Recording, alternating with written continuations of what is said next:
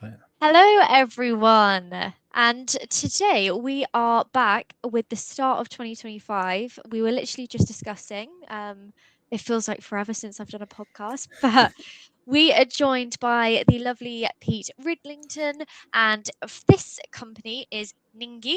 Just had to confirm how to pronounce it, but I've been told that's spot on.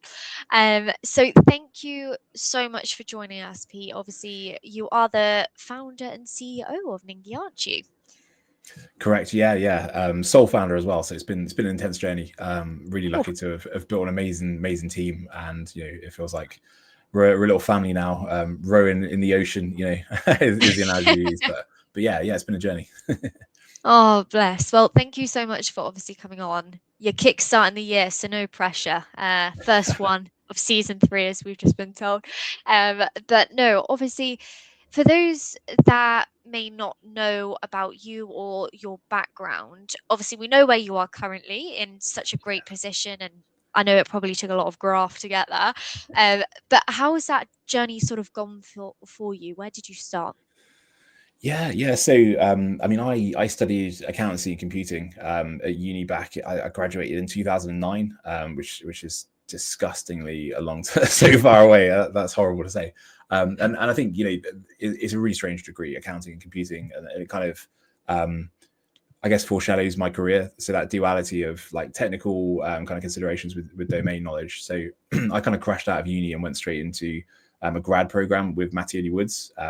Mainly because I wanted to stay in the city where I started uni. I met my now wife, and she was still Oh, studying and those kind of things. So I was like, I just need to find a job here, and that's kind of how I ended up in financial planning as a kind of career, and spent ages doing all the exams, getting really, I suppose, immersed in the domain of financial planning and giving people yeah. personal financial recommendations on their money, on their investments, that kind of stuff.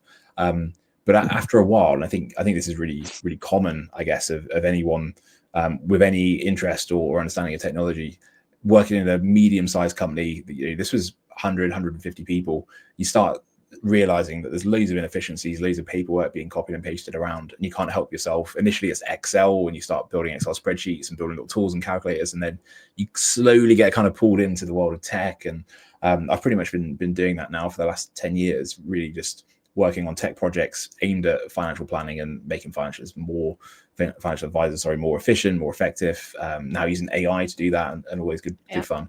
But yeah, it's been an interesting like re-emerging, because I although I studied computing, I kind of left that behind at uni, and got re-immersed via, initially I was a BA, so came in as like a strategic BA, Oh, right. helping a kind of project at the Wesleyan at the time, which was your classic kind of Gantt chart, Prince 2 type project, where we had business analysts and project managers. And increasingly I became frustrated at the kind of pace of delivery, and it's that kind of internal, I could do it quicker myself, I can run quicker, and that ends up at running a startup. Yeah, that's Yeah. pretty much what's happened, really.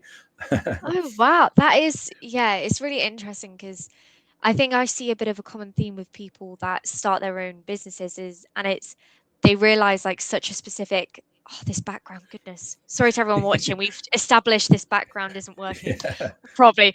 But obviously they sort of identify that pain point within the area that you've worked within, and then you form this business to overcome that. So it is interesting how they come about. But when did you create or come up with Ningi? yeah. So I mean, it's been an idea that's been bubbling in my head probably for the last decade or so. So initially, Okay. running on that project, I started off as a business analyst, and then kind of worked up to running a team of about 30 people, kind of building and configuring like Microsoft Dynamics, and doing a few cool things like that. Then went out consulting, at a nice day rate, and realized everyone's doing the same thing, trying to achieve the same thing in the same market. Yeah. And I think it was 2016. I started my first startup, and I was like, I'm gonna, next Mark Zuckerberg, this is gonna happen for me. And probably like 3 weeks in, I absolutely freaked out. I didn't have the network, I didn't have the skills, I didn't have any of those kind of things, and I ended up going back into an employed role for a few years. That really, and it was in a scale up, so they'd taken some money, they were doing tech in this kind of space, so it gave me that Yeah. opportunity to really hone my skills and get a bit out of the big corporate tech mentality, but not quite out on my own with a laptop. So which went really well. I had a great time there, and did the things I needed to do. But it was pretty much I think 2 months before the first lockdown. I'd handed in my notice, had a pipeline of clients, wide-eyed and full of excitement. And then literally probably 4 days after my notice period, I think the first lockdown was announced. All of the clients that I had in the pipeline said, obviously, we're not spending money on technology anymore. And the entire thing kind of dried up, which was really good fun, what else can you say? But yeah, so it's been since then. Character building, yeah. I've got to bear the scars, and you have to kind of pick up and figure out what to do. So yeah, we were literally born as a business during that kind of lockdown period. Wow. So yeah, I think it was June 2021. Ningi was formally kind of incorporated, but I was doing kind of consultancy work beforehand, and it's one of those classic stories of basically building the same thing for 2, 3, 4 different companies, and you're like, well, hang on, let's roll you all up into a kind of SaaS contract, build a single bit of technology, charge you half the amount, and kind of went from there. Really, we took a bit of money from some VCs in March 2022, which was like a really interesting process of going through a funding round, building out a team, and then you kind of end up on this conveyor belt where really high growth, let's raise some more money and kind of go from there. And we're now 10 people. This time last year, we were 22 people. So we've been through like a really painful process of kind of cutting back the team, reducing costs and kind of sitting back on that. And we're fundraising right now. So trying to kind of balance raising money with landing clients, with managing a team, with having a baby and those kind of things. It's kind of all those in one. A lot to juggle, but it takes a particular type of person, with the keyword being resilient, to start up an own company. So hats off to you. I always appreciate the people that have the ability to do so, because there's no way in hell I can do that. But what I find interesting is everyone sort of says at that 2 or 3 year mark, it's make or break, and like I do believe like that can be quite true, and it is. You've got to do so many things to overcome so many barriers that you end up being faced when making your own business. Yeah. Did you feel like you hit that mark at all at that point, or did you breeze through it? Yeah, like the 2 year mark was actually really good. It's probably year 3 that's been the tough one for us. Yeah. But same kind of thing. I think the biggest thing for me was around that time realizing how trapping a startup is. So if you're in a job, I think it's pretty typical, isn't it? You get that halo effect in the first year, it's all new and fresh, and year 2 you're still kind of got a bit of energy, and then you realize this is there's the same problems and the same grind. And you can go on job sites, you can go on LinkedIn and take a look around. And I think I'd hit that natural kind of mental process with Ningi, and then I realized, I can't just have my notice in here and get a different job, can I? I've taken money from investors, I've built a team, I'm stuck until this until this works. But that was, I expected it to be hard, I expected it to be a long road, but I probably hadn't anticipated that kind of feeling to be so just to feel trapped. And that sounds really negative, but it's just in those kind of low moments where naturally, but I could escape. No, you cannot. Not in a startup. Absolutely. I think it's nice though, like you're being so honest with it. And I think a lot of people can easily sugarcoat that having your own business. Oh yeah, it's great, and really focus on those positives, which of course you've got to do, but also I think it is the reality. You've got to face the fact that it isn't going to be all like roses and sunflowers and such. Do you know what I mean? It isn't. So it is nice that you're showing a bit of raw reality of what it can be like. And for you, obviously, as you said, you came from that consultancy background and working in larger firms before that, large big companies, and then going to a scaling company. What's been the biggest difference for you in maybe in terms of like your skill set, or what strengths you needed to adapt to? Or I think there's so much similarity between the two.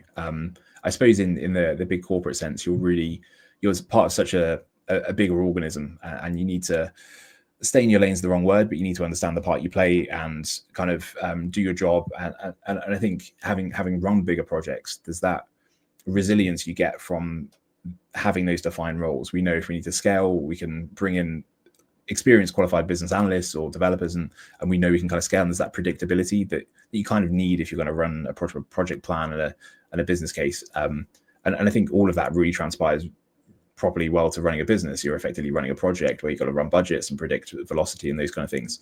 But I think it's just the sheer kind of it's almost completely counter. In a smaller team, you can really leverage those single points of failure that you'd normally try and kind of manage out in a bigger project. They're almost your USPs, your hero moments, those lone wolf developers that you can kind of send off, and they'll be able to do things that no one else would be able to do, that would normally be a bit scary, a bit like I say, they represent a risk in a bigger project. In a startup, that's all you've got to rely on, because you don't have the muscle, you don't have the financial weight behind you. So I think it's really done me well in lots of ways, but also the kind of naivety, I suppose, to that kind of overconfidence to get started, naivety not to stop. It is much more important in the kind of startup world. You have to just keep going, just keep running. Whereas, in a corporate project, there's much more emphasis on the annual review cycle, considering the business case, and does this make sense as a bigger investment? Whereas Ningi has to work, and it's kind of there's no business case to consider. It's a definite. Absolutely. And with that in mind, obviously, as you said, it's got to be quite a specialized team moving forwards in a smaller business. How did you find the process of finding your people that are going to work for Ningi and make the vision work?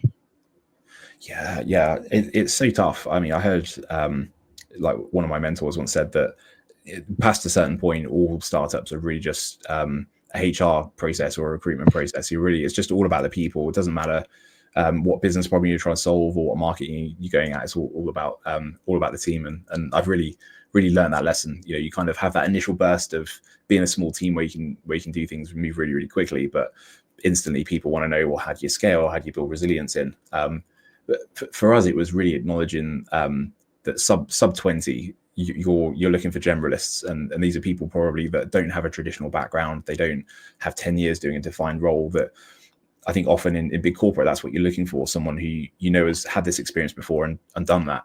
I think we tried that in a few places, and it didn't correlate well, because there's almost that kind of inertia or resistance to go outside of that normal way of operating, where the best hires we've had in the early days of Ningi were people that came straight out of university, and for want of a better way of describing it, they didn't know any better. They just thought the kind of crazy, high-paced, like, we've got no clue what we're doing, but let's just do it. They just thought that was normal, whereas people with more experience kind of reacted and thought, this is insane. There's no process. There's no formula here. And so we've really focused on that kind of homegrown talent, or bringing people in that are as excited about the problem as us. I think over kind of the 10 people mark, you start to kind of hire specialists in, or experts who have kind of done that job before, whether it's in operations or accounts or finance or these kind of areas. And I think that kind of trend continues as you scale up, I guess. Absolutely. It's actually so interesting to hear that, because I think a lot of people don't admit that.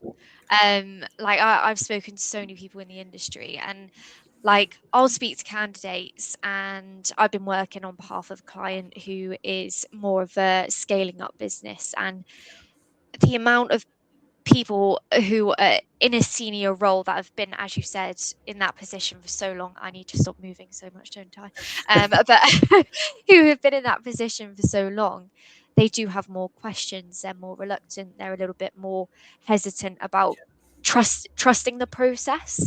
But you need those people that sort of embrace the craziness of it and think, actually, no, I can mold this role to how it needs to be. And as long as you've got those people that, probably their biggest still is a skill, is adaptability, I'd say, is quite key.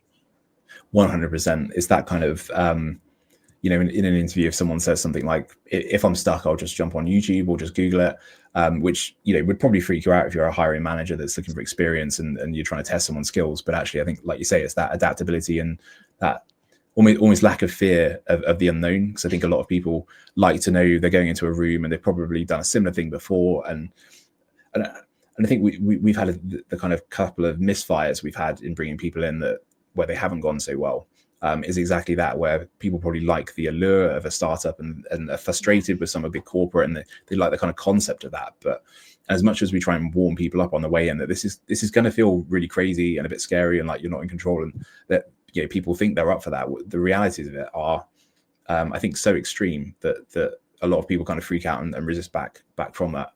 I kind of worry about myself that it's the other way. I wonder if I could ever go into a normal role. Just the way you behave and the way you act and the way your brain thinks. It's it's that kind of idea of if you want to go far, go together. If you want to go fast, go alone. And I think you kind of have to do that in a startup. You're on your own, so you've got to run like crazy, but you end up leaving people behind. And I think if you're in a bigger business, a bigger team, then you can't afford to do that. But yeah, it's tough. Yeah, absolutely. And when you're bringing these people on, I'm just interested to know because it's going to sound weird, but it's just the way my boss operated, and I'll loop it back round. But were you quite honest and transparent during the interview process to be like, look, these are the tough moments. This is what you could face. But were you sort of honest about the challenges of it? Yeah, and I think literally every kind of recruitment kind of cycle we go through, we're more and more honest and almost to the point where I see our job as trying to really put people off and try and just do the most. Do Like, it. you really shouldn't do this. You have to be slightly crazy. And I think that there's a perception of tech startups that you're kind of just sitting in a WeWork, everyone's bouncing around on yoga balls and having a great time, and it's pretty chilled, and you're fixing good problems. But it's just a lot of hard graft and arranging meetings and tidying up after people have been in the board. I'm the CEO, but I will also go and buy the biscuits before an employment client call, and I will take the coffee mugs out afterwards. And it's that's a hard reality for a lot of people to bear, I think. And it's not that glamorous, I guess, and it's way more glamorous in your big corp, I think. But yeah, it's trying to kind of really emphasize that, because I think the upside is known. That fact that you can progress really quickly, you can get exposed to so much more. Like I mentioned, some of those people we've hired straight out of uni or even straight out of apprenticeships and schools, they've done more, I would say, in 6 months with Ningi than I did in 6 years in my career. Just moving quickly, promotions, try this, try that, move across the business and do different things, which is amazing as an opportunity, I think. That's so good. The reason I asked that question is just the vibe that I got. You just sound super similar to how our boss is, and it just reminded me of my first interview that I had with Conspicuous, and our No way. director Rob. He literally sat down and was like, "Right, so here are the most rubbish parts of recruitment. You're going to be faced with this, like," and he, as you said, was sort of putting you off the job, not in a horrible way, but it's sort of like testing you to be like, are you crazy enough to still say yes, even though you're aware of all the horrible parts of the job? But then there are all the perks if you're crazy enough to go into it. And I thought it was the most bizarre approach because I'd never encountered it before. But in hindsight, as soon as I came away from it, I thought, actually, no, like, I really appreciate that, because straight away, like, we had such an honest bond. And now, I adore my director. I think what he's done is great. So yeah, it was just really interesting. I was like, you have that vibe No way. about you that you've done it that way. um, but obviously with your business going a little bit more into the techie side of things, as that's what you're involved within, obviously, have you adopted that low code, no code kind of platform into your business, or is it just a case of that's sort of the way that you go for your clients? Or Yeah. So we definitely started there. I mean, my background in a lot of the projects I've worked on is Microsoft Power Platform or Bubble and those kind of technologies. And I suppose I was always really drawn into that concept. Although having a computing background, it was always using Excel and using these kind of tools. And you can do so much with Excel, and then you get into some of the like VBA stuff and being self-taught. So the natural next step of that is low code, no code. And especially like Power Platform, Power Automate, with all the stuff they were dropping. I'm thinking like 2016, 2017. And fundamentally, Ningi as a product is a CRM solution. It's bespoke for financial advisors. There's a lot of custom stuff in there, but the kind of ethos of why would you reinvent that when Microsoft's investing billions in this platform? Surely buy and adopt that. So we started life as a kind of implementation of Microsoft trying to really sweat the low code, no code kind of implementation, and probably 3-6 months in really pivoted away from that, and to the point where I kind of took a few months out, learned to code properly, went through all of the kind of coding boot camps, and was like, right, I just need to learn from scratch. And I think I almost see like a kind of crossover convention, because you have the low code, no code tools that are trying to push complexity, so you can do more and more with them.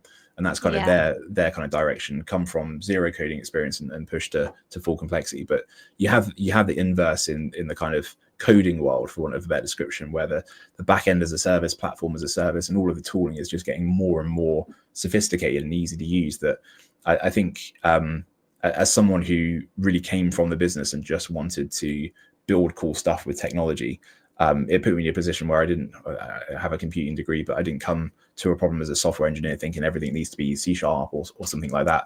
And the quickest way to achieve things seemed to be just accept the flexibilities of a proper coded solution.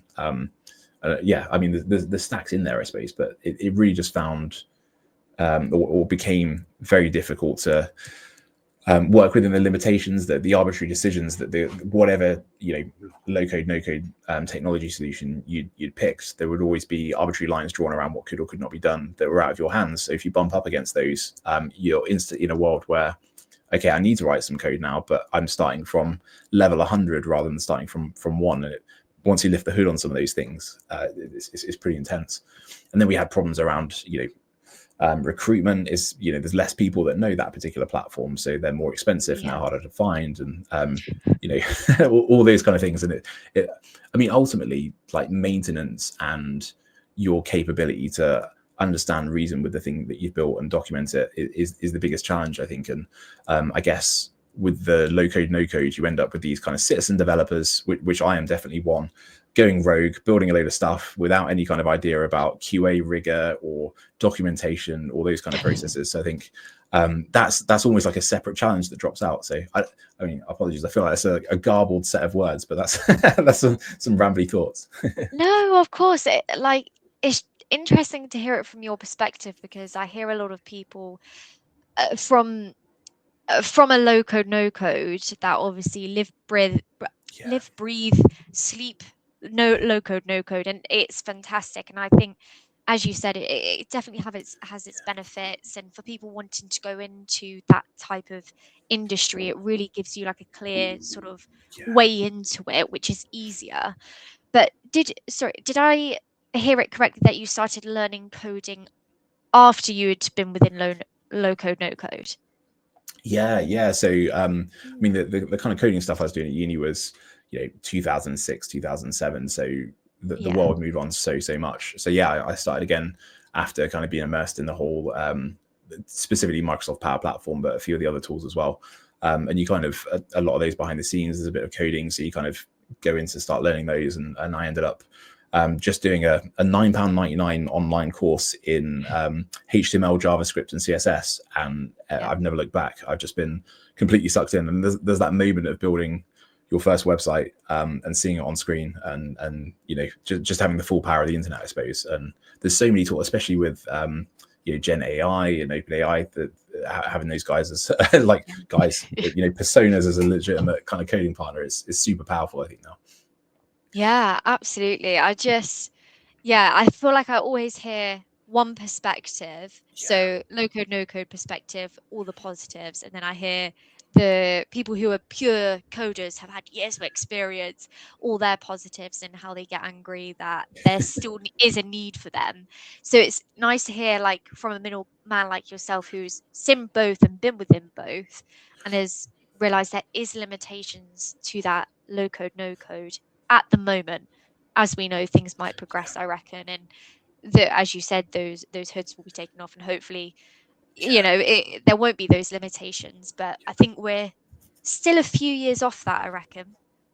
Yeah, definitely. And it's like everyone's encroaching from different angles. You've got the coding is becoming simpler and simpler. And I mean, some of the technologies we use is like Superbase, Next.js, these kind of tools where you've got an entire UI framework, you've got authentication, storage. And I think if, and definitely in our team, if they hear me mention those things, they'll be like, those aren't the technologies we use, and that's not proper coding. And there's coding, and then there's coding, and then there's low code, and there's no, I think it's all, it's turtles all the way down, isn't it? It's all favors of complexity. Absolutely. And so are you still quite hands-on as a manager as well? Well, CEO, sorry, not manager. Yeah, very much. I mean, the biggest challenge with Ningi really was proving that we could build a team that could scale. So one of the first problems we had to solve was, can we move from a position where I was writing every line of code to building an engineering team with proper rigor and disciplines? Then can we build a product team to support that? And now we're building out our kind of sales and marketing team. So my job's almost been really to carve off big parts of my role into someone who can run and lead those, and then kind of move on to the next problem. And so right now I spend a lot of time doing marketing and sales, but hopefully pretty soon we'll bring someone in to kind of do that and take that off my hands. So it's almost because of that I don't do a lot of management, and I should do more. And it would be great to just be a people manager, because I think that's what really my role should be. But firefighting and trying to create room and space for the team to do their thing is the other side, I suppose, that is probably the most difficult balance compared to running a team in a corporate versus running a startup, which fundamentally is the same thing. You've got 10 people, 10 line reports, pretty standard kind of team structure. But as well as running a team, you're running the business, and basically 2 full-time jobs, which is tough, and they conflict pretty hard. But still kind of I suppose 3 or 4 direct line reports, for want of a better description, in Ningi, and we have managers of managers now. So kind of building those organizational muscles, I suppose. Absolutely. Oh my God. It's so cool listening to like people's experiences and the way they explain things. It's super cool. But obviously we know you wear a lot of hats being a business owner, but for yourself, you also are a podcast. Podcast? I told Podcast, you I think it's that's a word. That's a word. podcast host. I just combined it. You're also a podcast host too, aren't you? You probably do it a bit better than I'm doing it currently. Oh, that's all. I'm a post. So Vice Amplified. We finished season 1 in the summer. We're kind of queuing up season 2 now, which is so much fun. We tried loads of different ways of kind of I suppose marketing. Ultimately, it is a bit of that, but also just getting good conversations going where we're able to kind of share experiences and learn. And it just felt like such a good medium to do exactly that. And it's probably one of the more fun things I've been able to do at Ningi. And we did it on a shoestring without a lot of money. And a big shout out to Arthur from Maskey, who produced the whole thing, filmed the whole thing, and did everything you can imagine as a one-man band, one-man show. And we had a few 100,000 kind of hits on the first 6 or 8 episodes, and really successful for a lot of effort but not much money, I guess. Well, as you said, like sometimes it's nice just to do something a little bit different. Like I genuinely started up this podcast because recruitment can be so full on that I just wanted like an hour's break a week, just where I can shut off from the rubbish of it. And like it was just a bit of fun. But as you said, things sometimes, like with the marketing side, it does help and it has its benefits. So although it is a bit of fun, it's good. And in terms of the podcast, that isn't the only thing you're doing as well. You're now also expanding into being part of events as well, aren't you? So we've signed up to or kind of sponsoring the one of the bigger events in our industry at the end of the month. It's called FTRC, there, Empowering Advisors Through Technology. So I mean, previously in Ningi's history, we've never kind of done any of that sort of stuff. So we'll have a stand there, we'll be on stage talking and all those kind of things. So really looking forward to it. And it's good it feels like a coming of age moment that we're a legitimate, proper business that does these kind of things. It's good. I feel like events, definitely well, obviously I'm specialized within the Dynamics and sort of Microsoft area, but those events, I don't know if you've managed to get to any of those ones in your career, but they're just so good and everyone's so nice. So, being able to be in a position where you can sponsor it and be a little bit more of a part of it is really good. And as Pete said, he might be looking for some hires soon. So if you're wanting to meet him, you'll know where to catch him. So I think obviously, I think we could talk about so much, but one, I just love your honest approach to everything. I think that's really refreshing to hear. As we said, everything isn't all sort of fluffy and all the good stuff, but I think it's key to focus on how it can be hard, but it still works out, um and for yourself, I don't know if there's any advice you would maybe give to people out there. Yeah. I think, I mean, I've probably been really down and pessimistic on startups, and I think trying to be honest, it's tough. But Yeah. if I could go back to myself at this age, I think I would have pushed a lot harder to go into a smaller business, and whether it's starting your own thing, but also and I think projects give a great opportunity of doing this in a bigger business like that. That was Yeah. really exciting for me to move out of kind of BAU work and into project work, and that really did feel for me like a kind of startup, but with the security of a bigger business. And I think that would be the advice I would do. It's so much fun, and the kind of dynamic nature of getting to do different things, move quickly, the unexpected nature of work is just a complete cut apart from probably where I was 10, 15 years ago, where I knew what I'd be doing tomorrow and I knew what I'd be doing next month, and there might be a couple of things that pop up, but I think it's what we seek, isn't it, as human beings in our Yeah. kind of work and our life, is a bit of challenge, a bit of fun, a bit of dynamism. And startup is definitely the absolute extreme of that, but there's a few steps along the way that I definitely advocate for strongly. For sure. And for yourself, Pete, what's been your proudest moment since starting Ningi?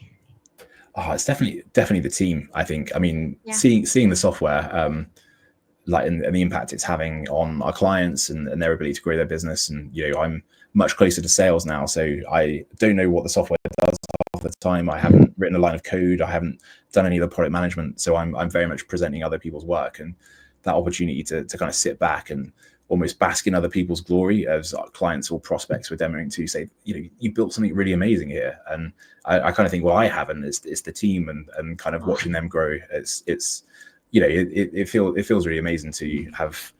I suppose 5 years ago, this was nothing but a PowerPoint presentation, and now there is software, there is clients, there are people paying their bills and their mortgage off the back of it, and yeah. that's probably the most fun element, I think. Yeah, definitely. I think, yeah, that's a great answer. And I haven't forgotten, because I know I said before we went live, I wanted to know Oh, what, how did you come up with the name of Ningi? Does it have a meaning or? yeah. So, I mean, it's so Ningi is a tech company for financial advisors. So there's a kind of loose connection to money. And in the Hitchhiker's Guide to the Galaxy, there's this currency called a Ningi, which is this giant rubber coin the size of a planet that's worth a penny, and it's completely useless. And that's where kind of Ningi came from. The truth is, it was a cheap domain name, so I think it was $9.99 to buy ningi.co.uk. And I was like, oh, that sounds like a fun. So let's go for it. So I'd never actually read the book as well, so probably like a year into Ningi, everyone's kind of quoting Hitchhiker's Guide to me and assuming that I was a total nerd for it. And I thought I better read that book and get into it. But yeah, that's kind of where it came from. There we go. I know my colleague Nico will be glad you answered that, because when he asked today, he was like, "Who's coming on the podcast today?" And I told him and said where you were from, and he was like, "Where did that name come from?" I was like, "I'll have to find out for you." Um, but honestly, it's been so lovely speaking with you. I know we spoke before Christmas trying to organise this, and that feels like ages ago now, but it's flown round to you coming on the podcast. I just want to say thank you so much for coming on. Um, I know we always end the podcast with a little question. Um, so the question is, if you weren't within tech, so you can't have anything to do with tech or your current business, what job do you think you'd go into? So I know the answer to this so much. I really am interested in shrimp farming. So there's this. So it's really like containerized shrimp farming. There's a few companies doing it in America, and there's so many things about it. It's like a really interesting way of kind of generating protein. And I think it's in a few years everyone will have a container in their garden that's manufacturing, for want of a better description, shrimp. And I think I totally, which is I suppose still kind of a bit tech, a bit startup-y, but if I wasn't doing Ningi, 100% automated containerized shrimp farming would be where you'd find me. I'm gonna have to look into this, because I have Yeah. never heard of it, and I don't think we'll get that answer again on the podcast. So interesting. I'll definitely take a look. But anyway, obviously, I would love to speak to you for as long as we can, but today it's been so lovely having you on. Um, and Thanks obviously, for if having me.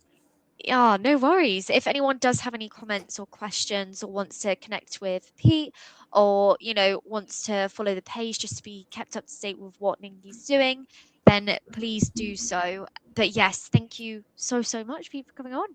Oh, cheers. Thanks so much. No worries. And well, we will be on back again next week, the same startup as we have been doing, where we do it weekly with a few US podcasts as well as UK. So, yeah, join us next week. But I've been joined by the lovely Pete, and we'll see you next week.